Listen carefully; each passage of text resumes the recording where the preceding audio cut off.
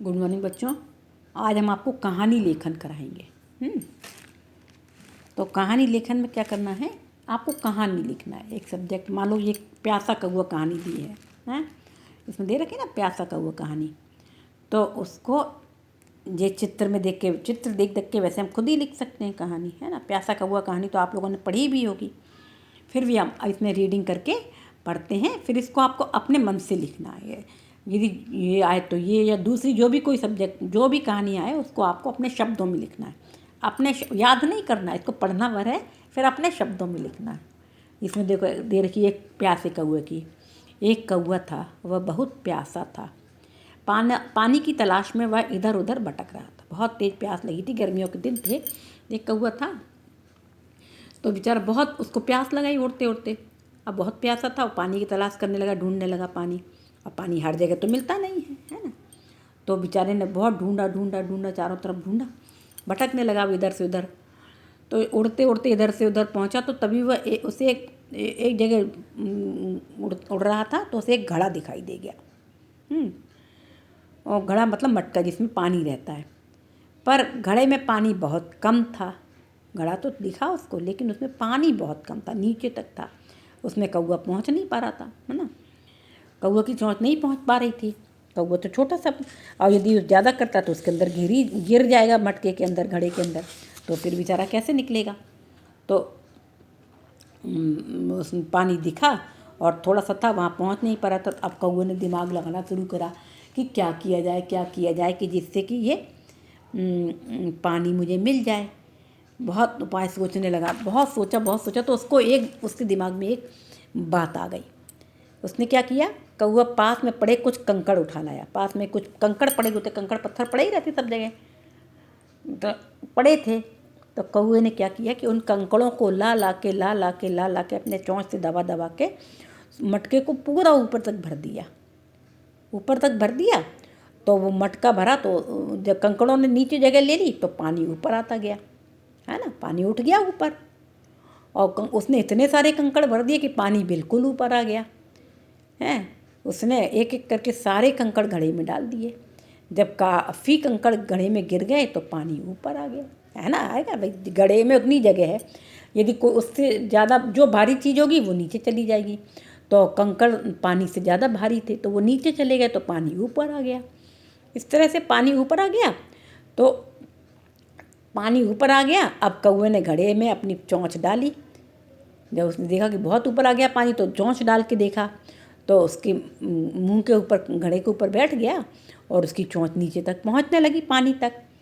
चोंच तक पहुंच गया था, आ गया था।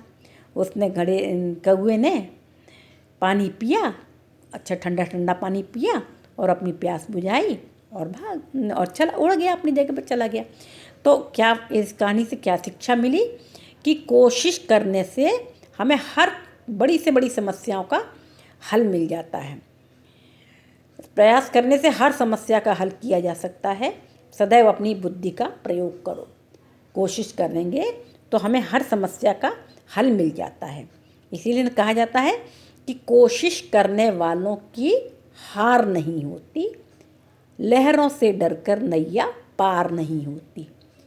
जैसे अपने बड़े बड़े जहाज जो समुद्र में डाले जाते हैं, तो समुद्र में तो बहुत बड़ी बड़ी लहरें चलती हैं, तो उनकी वजह से तो क्या जहाज नहीं डाले जाएंगे, जहाज डाले जाते हैं। और उनको लहरों से बचाव के लिए जहाज को बचाने की कोशिश की जाती है, प्रयास किया जाता है। इसी तरह से और जो कोशिश करते हैं तो उनको ज़रूर उसकी समस्या का समाधान होता है। इसलिए हमेशा अपनी बुद्धि का प्रयोग करते हुए हमेशा कोशिश करते रहना चाहिए। तो कोशिश करने वालों की कभी भी हार नहीं होती। अब ये तो आपको कहानी कौवा प्यासे कौवे की कहानी सुनाई। अब दूसरी कहानी है, आपको लिखनी है। अंगूर खट्टे हैं। अब हम ये कहानी पिक्चर देख देख के हम आपको सुनाएंगे, फिर आपको खुद लिखना है, ठीक है। तो ये कौन बैठा है, ये लोमड़ी बैठी है ना। और ऊपर अंगूर का पेड़ है, और खूब सारे अंगूर लग रहे हैं। लेकिन लोमड़ी चढ़ तो नहीं सकती, लोमड़ी पेड़ के ऊपर नहीं चढ़ पाती है। तो क्या है कि एक बार एक एक पेड़ पर बहुत सारे अंगूर लगे हुए थे, बहुत स्वादिष्ट स्वादिष्ट अंगूर लगे हुए थे हैं, और खूब फल रहे थे, खूब भरा हुआ पेड़ था, वो अंगूर से भरा हुआ पेड़ था हैं। उसके पास ही एक बार एक लोमड़ी उसके पास से होकर, पेड़ के पास से होकर गुजरी। देखा उसने कि अरे रे कितने सारे अंगूर लगे हुए हैं, यदि मिल जाए खाने को तो मज़ा आ जाए, है ना। अब लोमड़ी तो वैसे भी लालची होती है ना। तो उसने बहुत मन था उसका कि ये अंगूर खाने को मिल जाए। उसकी ये पास में दीवार बनी हुई, तो उसमें पहले तो उसने पेड़ में चढ़ने की खूब कोशिश की, खूब थोड़ी थोड़ी चढ़ जाती, फिर गिर जाती, फिर चढ़ जाती, फिर गिर जाती, बहुत प्रयास किया, नहीं चढ़ पाई। फिर उसने क्या किया कि खूब ये पीछे जो दीवार बन रही है उस पर चढ़ने की कोशिश की कि इसमें चढ़ जाएं तो हमें खाने को अंगूर मिल जाएं, लेकिन नहीं, चढ़ भी नहीं पा रही थी, वहाँ से भी फिसल जाती थी, चिकनी दीवार थी तो फिसल जाती थी। अब उसने खूब प्रयास किया, चारों तरफ पेड़ के घूमी, बहुत देर बैठी रही, फिर उसके नीचे सो भी गई पेड़ के नीचे, और उसके मुंह में खूब पानी आ रहा था, अंगूरों की खूब अच्छी अच्छी महक आ रही थी, तो उसके मुंह में पानी भी आ रहा था। लेकिन अब करे तो करे क्या बेचारी, उसका मन तो बहुत था, लेकिन अब अंगूर नहीं पा रही थी वो। उसने बहुत कोशिश की, खूब उछक के उसके पास गई हैं। एक पत्ते तो आ जाते थे पेड़ के पास, यहाँ तक चढ़ के गई तो चढ़ जाती थी, थोड़ा सा चढ़ पाती थी, तब तक खिसक जाती थी, वो पहुँच ही नहीं पा रही थी। खूब उछक के भी उसने कोशिश की तो पत्ते हाथ में आ जाया करें, लकड़ी हाथ में आ जाए, लेकिन अंगूर नहीं आए।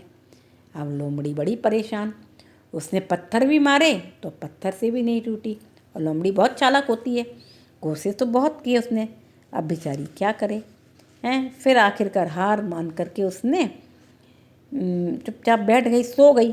फिर सो के उठी, फिर उसके अंदर ताकत ज़्यादा आई तो फिर कूदी उछली, लेकिन फिर भी नहीं पहुंच पा रही थी उसके पास। अब वो क्या करे। आखिरकार उसने हार मान के कही, यार ये तो अंगूर तो नहीं मिल रहे, हमको क्या करें इसके लिए।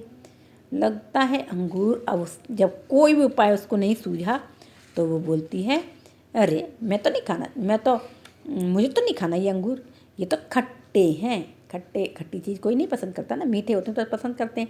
लेकिन तो उसने कहा कि मैं तो नहीं खाऊंगी, ये तो खट्टे हैं। लेकिन उसने झूठ बोला ना, उसने तो बहुत कोशिश की, है ना। दीवार पर चढ़ने की भी कोशिश की, पेड़ में चढ़ने की भी कोशिश की, और दीवार चढ़ने में भी कामयाब नहीं हुई, सफल नहीं हुई। पेड़ पर चढ़ने की कोशिश की तो पेड़ से भी खिसक के गिर गई वो, तो भी नहीं हुई। उछल के उसने खूब प्रयास किया तो भी उसके हाथ में अंगूर नहीं आए।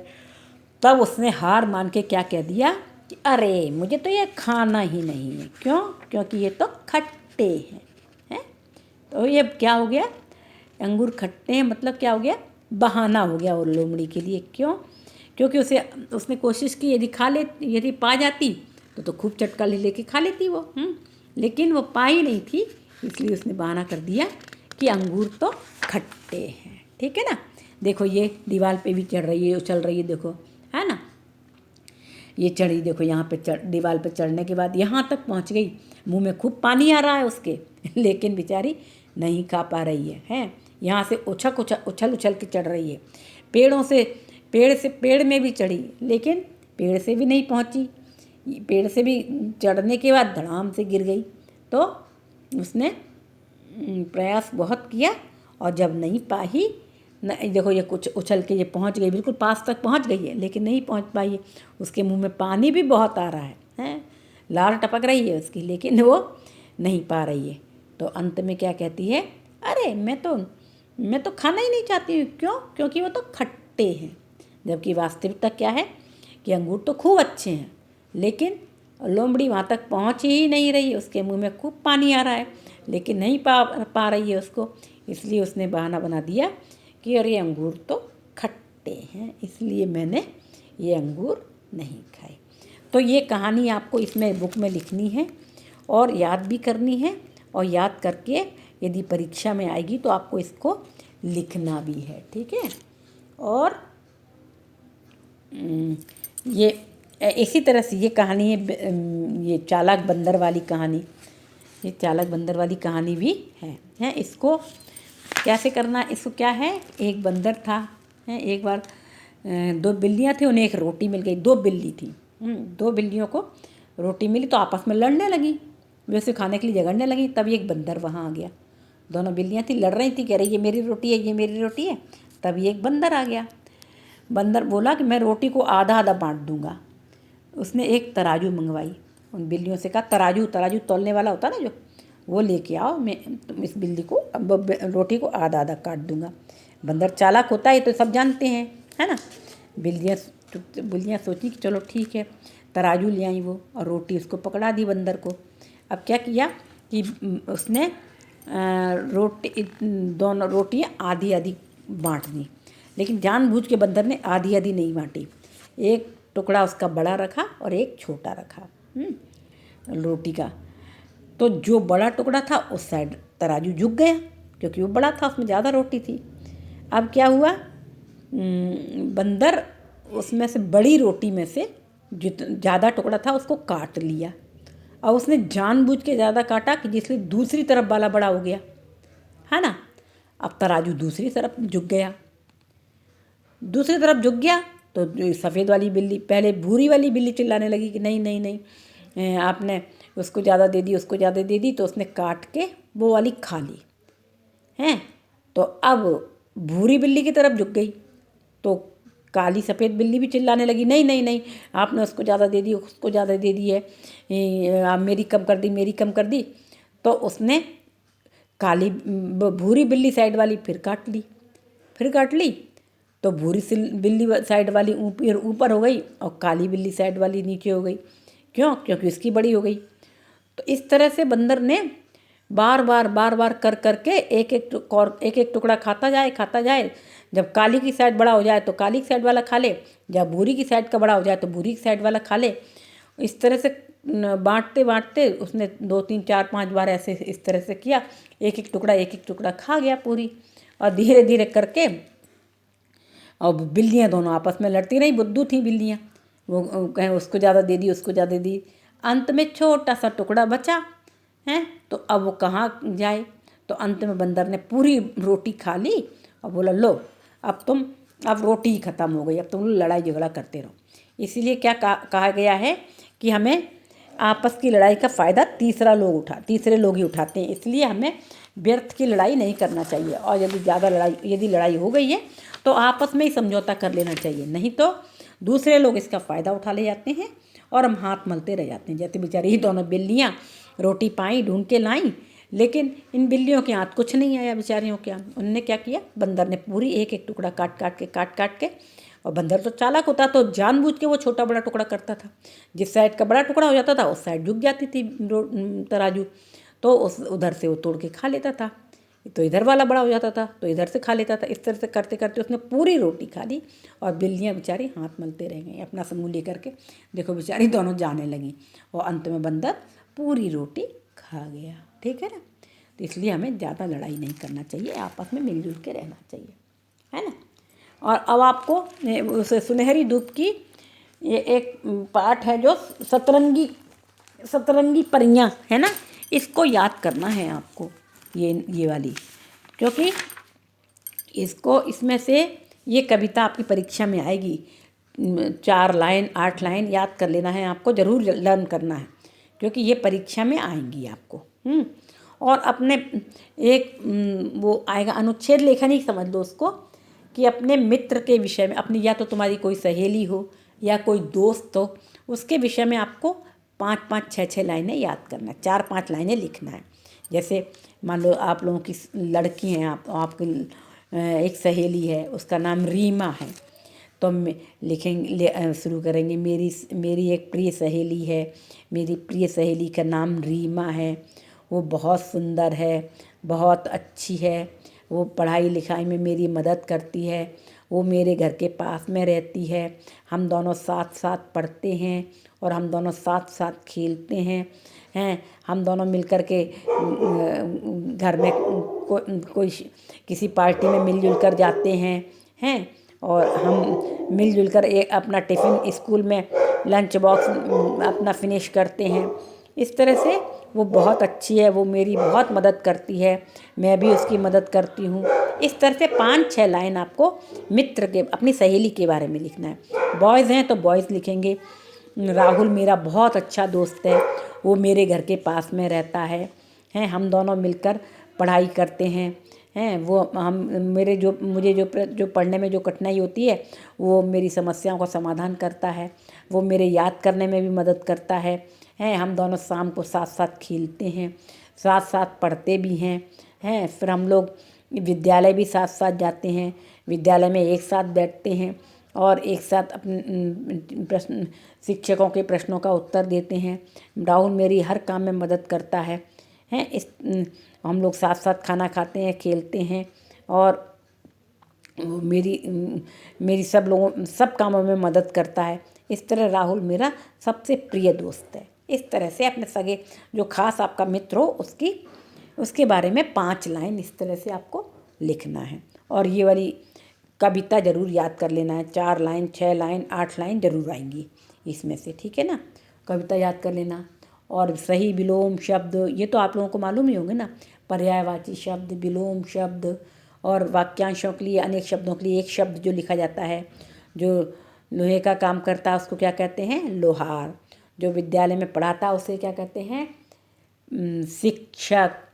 सप्ताह में एक बार होने वाला साप्ताहिक, प्रतिदिन होने वाला दैनिक। रंगों का त्यौहार क्या कहलाता है, होली। दियों का त्यौहार क्या कहलाता है, दीपावली। या रोशनी का त्यौहार क्या कहलाता है, दीपावली। और साथ में पढ़ने वाला क्या कहलाता है, सहपाठी। पत्र बांटने वाला क्या कहलाता है, डाकिया। कपड़े धोने वाला धोबी। खाना बनाने वाला क्या कहलाता है, बावर्ची। इस तरह से आपको ये अनेक शब्दों के लिए एक शब्द, विलोम शब्द, पर्यायवाची शब्द हैं। और गिनती हिंदी में लिखना आना चाहिए आपको, इंग्लिश वाली हिंदी में लिखना आना चाहिए। जैसे 1 को आपने क्या बोला, 1, 2 को 2, 4 को 4, 7 को 7, 14 को 14, 15 को 15, 8 को 8, 11 को 11, और 27 को 27, 24 को 24, 3 को 3। इस तरह से हिंदी में भी लिखना है, जो आपकी कॉपी बुक में दे रखा है तो हिंदी में भी लिखना है। गिनतियाँ हिंदी में लिखने सीखना है। और आपके प्रश्न उत्तर वगैरह तो आप लोग याद कर ही लेना। अब तो केवल 10 पाठ आएगा और 12 पाठ आएगा, 11 और 9 पाठ आपके नहीं आएगा परीक्षा में। आपको स्प्लिट ऑफ सिलेबस भेज दिया है, उसी के अकॉर्डिंग आप लोगों को पढ़ना है, ठीक है। और हम 2 तारीख को आपका, नेक्स्ट सैटरडे को आपका रिवीजन टेस्ट लेंगे। केवल टेस्ट लेंगे, उस दिन हम पढ़ाएंगे नहीं, आपको रिवीजन टेस्ट लेंगे। तो उस टेस्ट की तैयारी, ये स्प्लिट ऑफ सिलेबस PT2 के सिलेबस में से आएगा। PT2 का जो सिलेबस है उसमें से ही आएगा केवल, तो आपको पूरा पढ़ाई कर लेना है। Okay, good day.